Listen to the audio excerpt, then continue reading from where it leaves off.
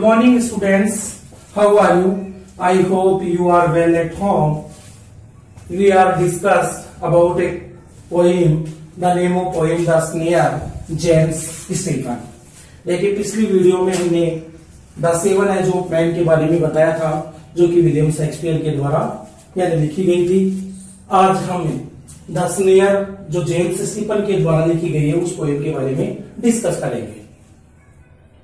The snare जो poem लिखी गई है इसमें कवि जेम्स स्टीफन है, वो ये चित्रण करता है कि एक खरगोश है वो जाल में फंसा हुआ है और फंसे हुए खरगोश की दुर्दशा का इसमें वर्णन है वो किया गया है।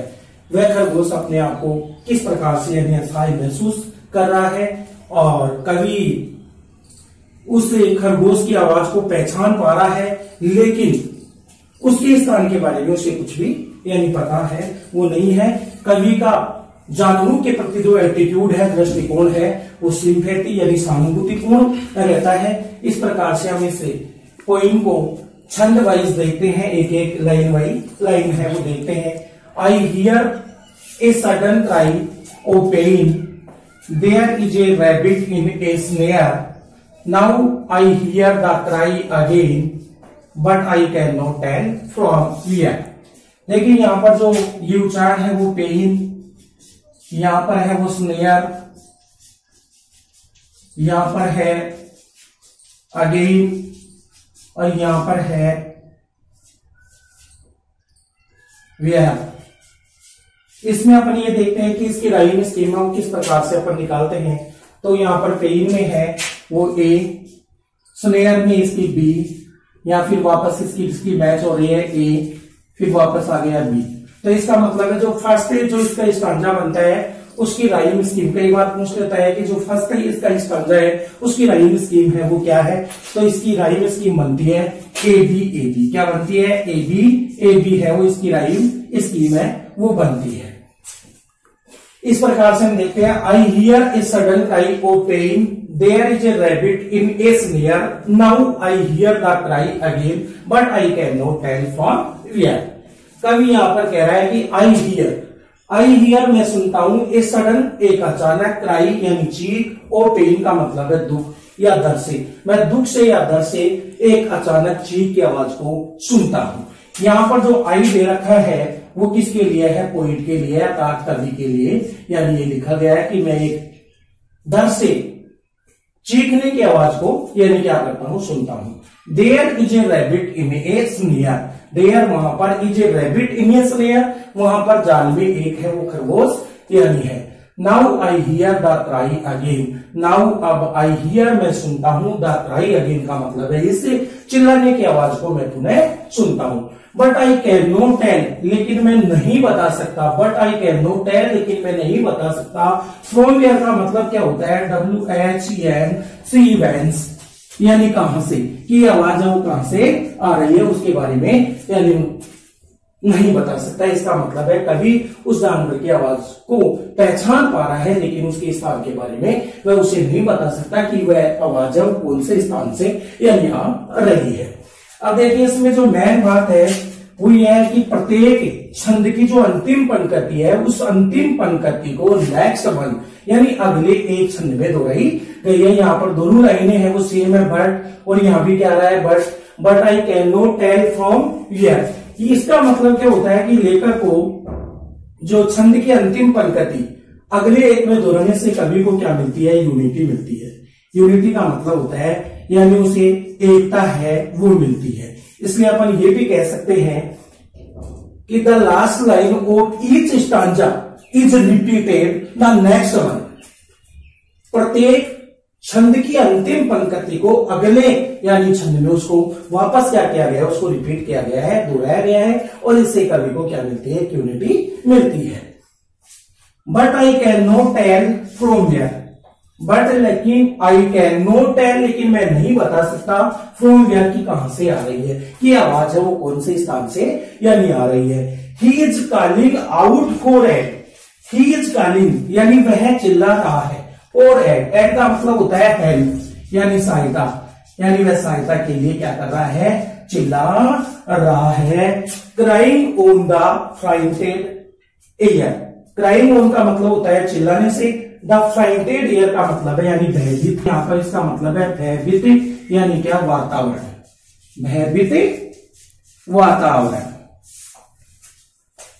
मेकिंग बना देती है एवरीथिंग प्रत्येक वस्तु को, अफ्रेड यानी क्या बना देती है, भयभीत बना देती है। इसका मतलब ये हुआ but I can not tell from where, लेकिन मैं है वो नहीं बता सकता। यहाँ पर वापस जो आई आ रहा है वो किसके लिए आ रहा है, पोइट के लिए आ रहा है, किसके लिए, यानी द पोइट, ये कवि के लिए आ रहा है। और यहाँ पर जो ही है वो किसके लिए आ रहा है, यानी रैबिट के लिए, खरगोश के लिए आ रहा है, खरगोश से वो चिल्ला रहा है। तो यहाँ पर है he is calling out for help, वह सहायता के लिए है वो चिल्ला रहा है। Crying on the frightened air, और भयभीत यानी वातावरण को भी चीर कर उसकी आवाज है वो सुनाई देती है। मेकिंग एवरीथिंग अफ्रेड, और प्रत्येक वस्तु को वह क्या बना देती है, भयभीत बना देती है। इसका मतलब है जो जंगल का पूर्ण वातावरण है वो पूरी तरह से यानी भयभीत हो जाता है। जंगल में जो हवा चल रही है वो हवा भी यानी उस खरगोश की आवाज के सामने बिल्कुल कमजोर सी प्रतीत हो रही है। अब इसकी जो राइम स्कीम है वो देख लेते हैं। यहाँ पर एवरी राइम, तो सबसे पहले ऊपर देखिए वेयर में क्या आ रहा है, बी आर में क्या हो जाएगा सी, एयर में क्या हो जाएगा वापस बी, और यहाँ पर क्या हो जाएगा वापस यानी सी हो जाएगा। तो इसका मतलब है इसकी राइम स्कीम क्या बन जाएगी, यानी बी और सी और बी और सी। तो इसकी राइम कई बार पूछ लेता है कि इसकी राइम स्कीम क्या है। तो फर्स्ट जो स्टांजा है उसकी राइम स्कीम,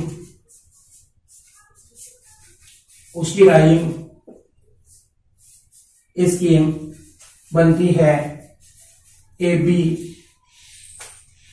ए बी, और जो यहां पर सेकेंड स्टांजा है उसकी राइम स्कीम है वो बनती है, राइम स्कीम उसकी बनती है क्या, B C B C. Making everything afraid, a wriggling of his little face as he cries again for and I cannot find the palace। देखो यहाँ पर लिखा है अफ्रेड, तो अफ्रेड में क्या हो जाएगा, अलग उससे भिन्न उंगली निकल रही है, इसका मतलब है यहाँ पर सी, फेस में डी, एड में वापस सी, और यहाँ पर क्या डी। तो इसका मतलब इसकी राइम स्कीम है वो क्या बनेगी, इसकी राइम स्कीम बन जाएगी, राइम स्कीम हो जाएगी इसकी सी डी सी और डी। मेकिंग बना देती है एवरीथिंग का मतलब है प्रत्येक वस्तु को, अफ्रेड यानी भयभीत बना देती है, यानी प्रत्येक वस्तु को भयभीत बना देती है।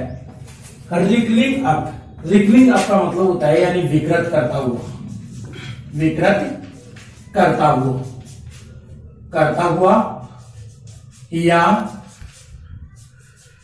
शिकोरता हुआ, शिकोरता हुआ, विकृत करता हुआ या शिकोरता हुआ।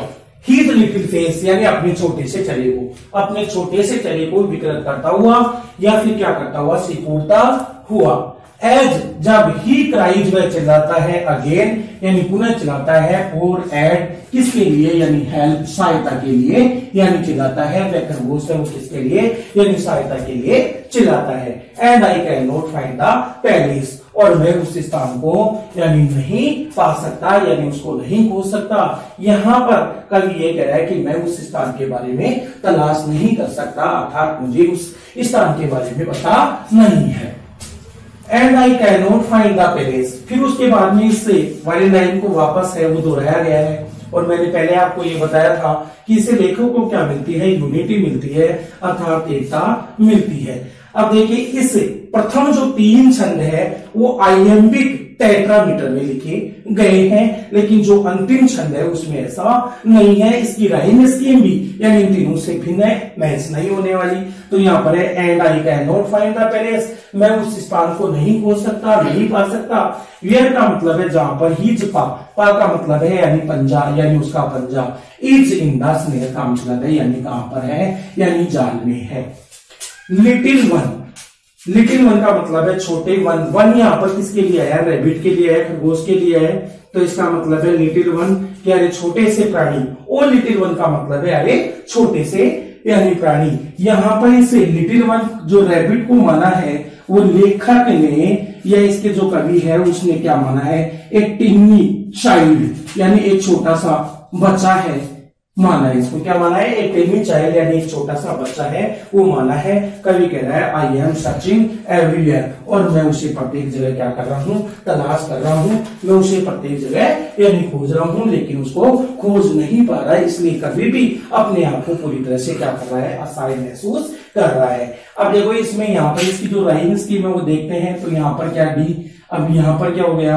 यानी उसके बाद में डी, और यहाँ पर क्या हो जाएगा? वापस बी। यहाँ पर क्या हो गया? ई, और यहाँ पर वापस क्या हो जाएगा? यानी बी। तो इसकी जो बनती है वो क्या? डी, बी और ई, और यानी क्या बनती है? डी। इसका मतलब है इसकी जो राइमिंग स्कीम है वो तीनों छंदों से अलग है। कई बार क्वेश्चन पूछ लेता है कि होल पोएम का यानी what is the rhyme scheme?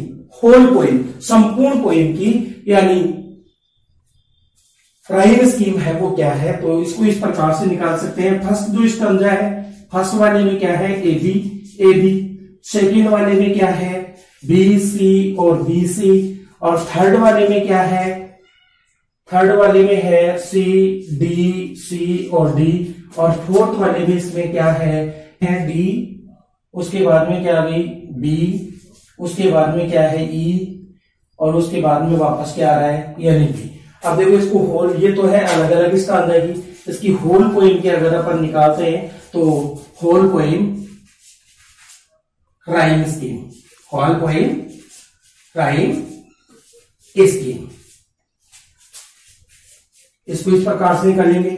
यहां पर क्या है? प्रथम है उसमें क्या करते हैं अपन? कंप्लीट इसको लेते हैं। तो यहां पर क्या हो जाएगा? ए और बी, ए और बी। इसको पूरा लेते हैं, फिर उसको जो शब्द आ गया उसको एक एक शब्द को यानी कम करेंगे। तो यहाँ पर बी, बी पहले आ गया। यहाँ पर क्या आ रहा है? सी, तो यहाँ सी हो गया। उसके बाद में यहाँ पर क्या हो गया? इसमें डी हो गया, और इसमें क्या बच गया? यानी ई। तो ये होल यानी इसकी क्या आ गई? आई स्कीम आ गई। इस प्रकार इस पोएम का डायरेक्ट